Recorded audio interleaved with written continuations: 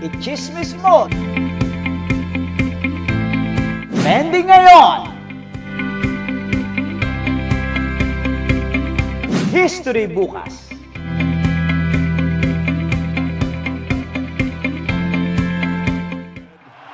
Official weight 145, 3/4 pounds. His professional record, 50 victories, including 38 knockouts, with 3 defeats and 2 draws. From Kayumba, Sarangani Province, the former flyweight world champion, former super bantamweight world champion, former featherweight world champion, former super featherweight world champion, former lightweight world champion, former light welterweight world champion, and reigning, defending WBO welterweight champion of the world, the fighting pride of the Philippines, Manny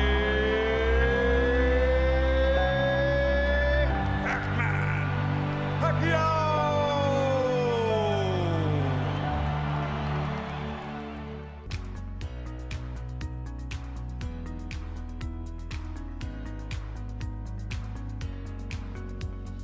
Manny Pacquiao, champion sa boxing. Pagdating sa politika ba, ay champion pa rin siya?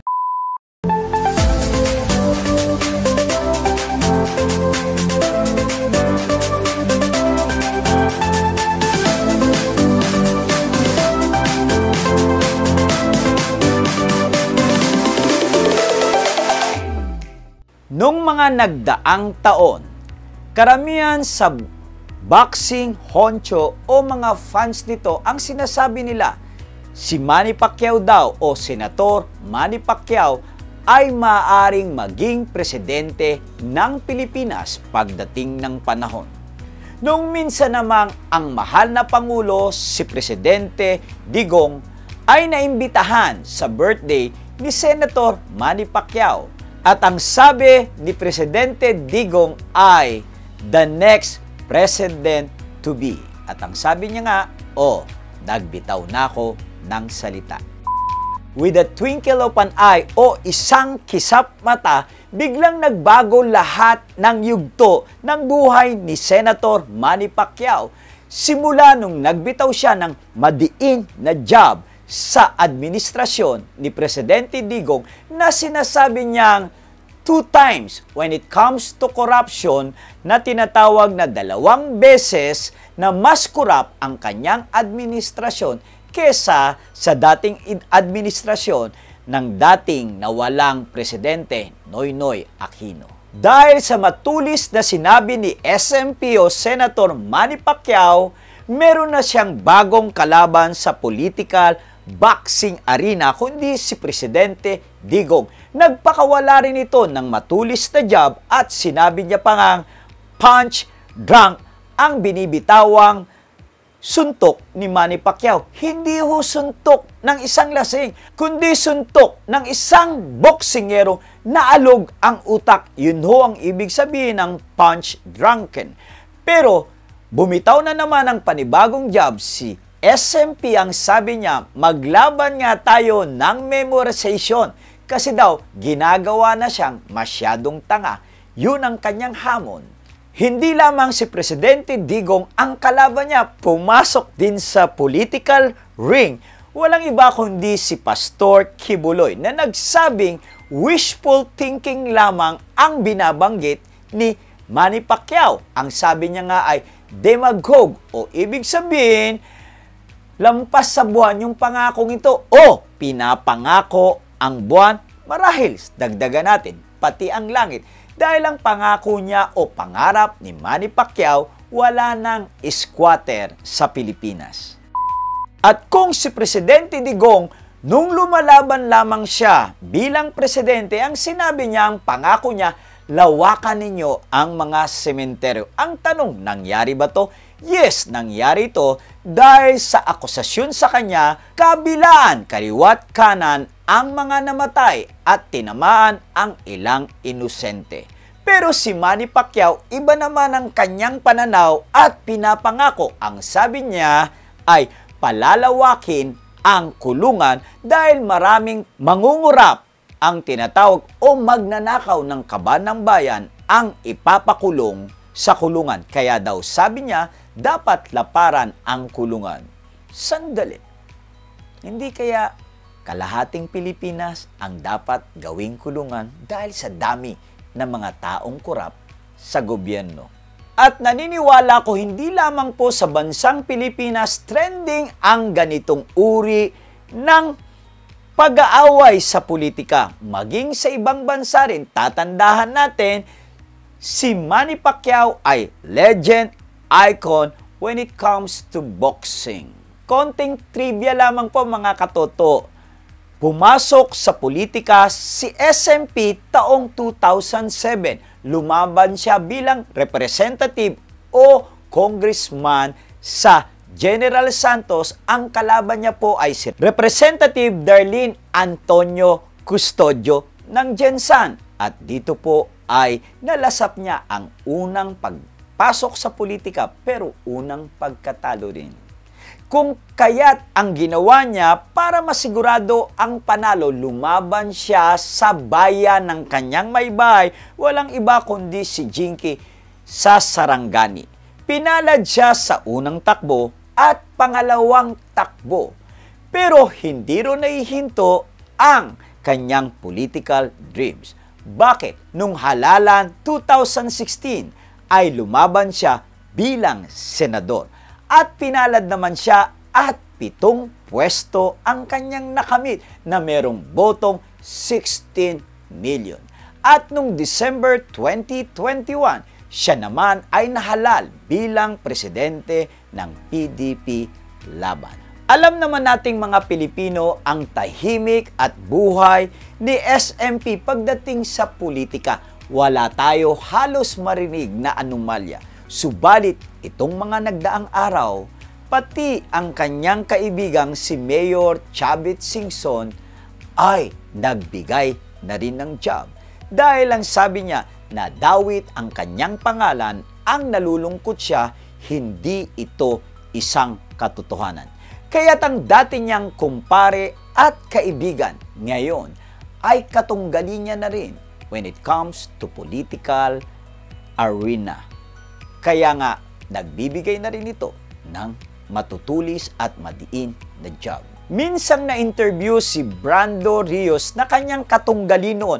Ito ang sinasabi ni Brando Rios. Ang sabi niya, parang 3 Manny Pacquiao ang kalaban niya sa lona dahil napakabilis ni Manny Pacquiao. Pero ngayon po, hindi ho 3 lamang ang kalaban ni Manny Pacquiao. Hindi lamang 10, hindi lamang 20. Marahil daang-daan na rin ang kalaban niya, hindi lamang sa political arena, kundi yung iba niyang fans ay bumaligtad sa kanya pagdating sa politika. Ito ngayon ang mga hamong dinadaanan ni Senator Manny Pacquiao. Kung kilala siya sa salitang Pacquiao o namamakyaw ng mga medalya sa boxing, ngayon naman siya ang pinapakyaw. Dahil para itong Pandora Box na kung saan binuksan at sumingaw ang iba't ibang masamang balita tuligsa. Marahil ang iba ay fake news o exaggerated. Pero ang iba naman ay real news. Ano kaya ang gagawin niya? Dahil halos lahat ng missiles, maging ang pana, nakatuon na sa kanya ngayon. Talagang ang bawat balita, hindi lamang siya gustong i-knock down, kundi gusto talaga siyang i-knock out. Narito ang balita patungkol sa kanyang pag-aaral, mga peking certificate daw, at ang tinatawag nating Big White Elephant na project sa Sarangani na nagkakahalaga ng 3.5 billion na isang sport complex. Nandun din, hinahabol na rin siya o binuksang muli ang tinatawag nating tax evasion na nagkakahalaga ng 2.4 billion pesos.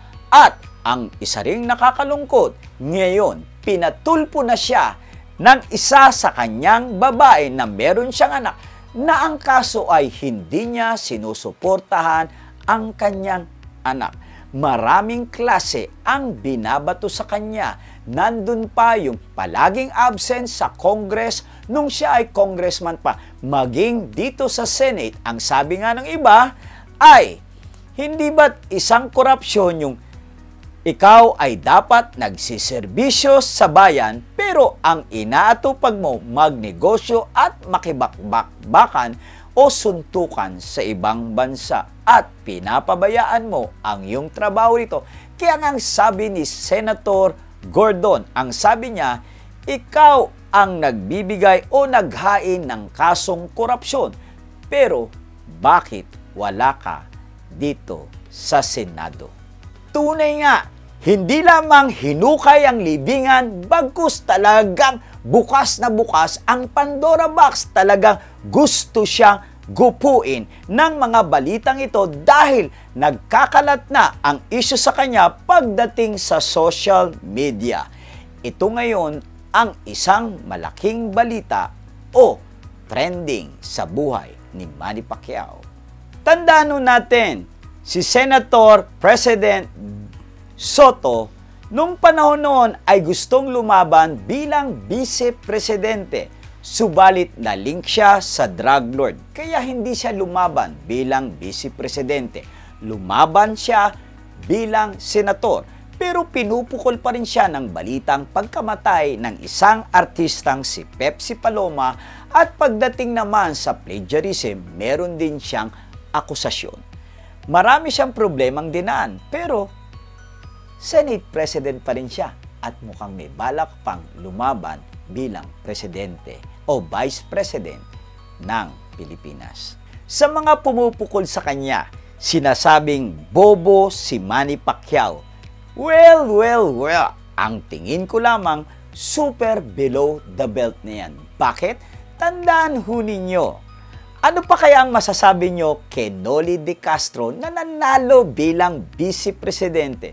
At hindi ko ata naramdaman na dumaan siyang vice-presidente ng Pilipinas. Pero tatandaan nyo, eto pa ang malupit sa kanya. Ang armas niya lamang ay ABS-CBN at independent candidate siya, pero nanalo pa rin siya. Kung ikukumpara ko si Manny Pacquiao, tingin nyo, sinong mas magaling sa dalawa? At tatandaan mo na ikaw na laging nagsasabing bobo si Manny Pacquiao, subukan yung mag-chess kayo. Tandaan nyo, isang napakatalino at napakahusay magaling para magkaroon ng 8 tinatawag nating championship, world champion at marami pang history sa boxing na binura niya. Magaling sa bilyar, magaling sa basketball, may alam sa negosyo at meron na ngayong alam sa batas. Si Manny Pacquiao ay hindi bobo. Baka ang bobo yung nagsasabi ng bobo. Bakit hindi mo basahin ang emotional quotient ni Daniel Coleman para maintindihan nyo ang pagiging genius ay hindi lamang sa tinatawag nating maganda o matalinong isipan. Marami nga lawyer pa ang gagaling pang mag-English. Dorobo naman. Marahil ang isa sa tanong nyo sa akin, si SMP ay bumangga sa pader na bato, hindi, kundi sa pader na bakal na napakatigas. Pero wag nating kakalimutan na ang kalawang ang pwedeng magpabagsak sa bakal na pader. Marahil tinatanong nyo ngayon kung ano ang kalalagayan at katatayuan ko patungkol kay SMP. Katulad ng iba, para sa akin, wag muna siyang lumaban sa eleksyon bilang Pangulo o bilang Vice President dahil nakita niya na sino ang kalaban niya, ano ang kakayahan niya at ano ang kahinaan niya. Kasi naniniwala ko kung ikaw ay tinadhana ng Diyos bilang maging tagapanguna o Pangulo ng Pilipinas, walang makakapigil. Tatandaan natin, baka nauuna tayo sa panahon ng Diyos o kailangan pa nating maghintay. Tatandaan natin, napakahalaga ng tinatawag na salitang timing. Ang sabi nga ni General Douglas MacArthur, timing is not everything, but timing is the only thing. Magbalik tanaw tayo. Tandaan natin, hindi porke sikat ka, mananalo ka. Naalala natin si Senator Miriam Defensor kung saan sikat na sikat. Akala natin panalo siya bilang Pangulo ng Pilipinas, pero maraming nagsasabi nanalo si FBR imbes na si Miriam Defensor. Ganon din kay FPJ The King. Siya dapat ang presidente ng Pilipinas, subalit may nagsasabi rin nakuha ni GMA ang pagiging president ng Pilipinas. Kaya hindi porke sikat ka, ito ay batayan na para pumalaot ka sa politika. Mga katoto o tinatawag nating kakampi ni Senator Manny Pacquiao o maging si Senator Manny Pacquiao, ano ang tinatawag na unsolicited advice o tinatawag na ano ang hatol at kuro-kuro ko aking napagtanto? Una sa lahat, kung may mali ka mang nagawa, humingi ka ng tawad sa sambayanang Pilipinas. Naniniwala kasi ako na ang mga Pilipino, kultura nito ay marunong magpatawad. Pangalawa, ito yung tinatawag natin, go back to the drawing board. Ibig sabihin, tingnan mo ulit kung bakit ka dapat lumaban o hindi lumaban o ano muna ang dapat mong gawin. Ang pangatlo, reserve your strength, reserve your money, reserve everything for the meantime. Gaya nga ng nasabi ko, siguradong nakaukaw mo na o na-test mo na ang tubig. At ito ang sinasabi ng tadhana sa iyo. Pang-apat, sumali ka pa rin sa Halalan 22 pero hindi bilang presidente o vice-presidente. Marahil, sumubo ka ulit sa halalan para sa Senado. At ang panglima, please, magkaroon ka na lamang ng huling laban at pagkatapos nun, mag-retire ka na sa boxing at mag-full-time ka na bilang politiko. At ang pang-anim, pag-aralan, pagbutihin mo ang pagiging politiko. Naalala ko ang sabi nga is what? The politician thinks the next election, but the statesman always thinks the next generation. At pag ginawa mo yun, siguradong babango ka muli. At ang pito, puntahan ho natin ang Biblia. Pag-aralan ninyo ang buhay ni David kung saan inanoint na siya ni Prophet Samuel para maging hari ng Israel. Subalit, 7 taon pa ang nagdaan at maraming pagsubok at halos hinahabol siya para patayin ni King Saul ang kanyang dinanas. Ulitin ko, 7 taon pa ang nagdaan bago siya umupo sa kanyang trono bilang hari ng Israel. Marahil meron kang matututunan sa buhay ni Haring David. At ngayong August 21, 2021, merong isang malaking hamon para sa ating pambansang kamao, kundi ang laban niya kay Errol Spencer Jr. na mas bata, mas matangkad at siguradong mas takaw sa pagiging panalo dahil gusto niyang pag-retire na ang alamat ng boxing. Yun ang isa sa malaking hamon sa kanya. Nawa ang kanyang problema sa politika, hindi ito makaabot sa kanyang isipan o makaapekto. Bagkus, lalo pang mamotivate siya na kailangan manalo niya. Para sa akin, dito, botong-boto ko kay Manny Pacquiao. Manny Pacquiao, tatandaan mo, ito ang sinabi ni General Sun Tzu. Ang sabi niya ay ano? Kailangang makilala mo sino ka at sino ang kalaban mo. Pag kilala mo ang sarili mo at ang kalaban mo, mas malaking porsyento ang pagkapanalo mo sa labanan. Hindi natin alam kung ano ang tadhanang nakapako para kay Senator Manny Pacquiao. We need to understand, we don't know what the future holds, but we know who holds the future. Tatandaan natin, i-chismis mo. Trending ngayon, history bukas. Hindi na si Errol Spence kung hindi ang Cubano na si Yordenis Ugas na 2008 Olympic bronze medalist at kasalukuyang WBA welterweight super champion. Napilitan ng undefeated na si Spence na mag-pull out sa unification bout ng kanilang WBA, WBC at IBF title belts nang makita na may detached left retina si Errol. Mapapanood pa rin ang laban ni Pacquiao at Ugas sa Agosto 22 via satellite sa GMA7 at mapapakinggan sa Super Radio DZBB.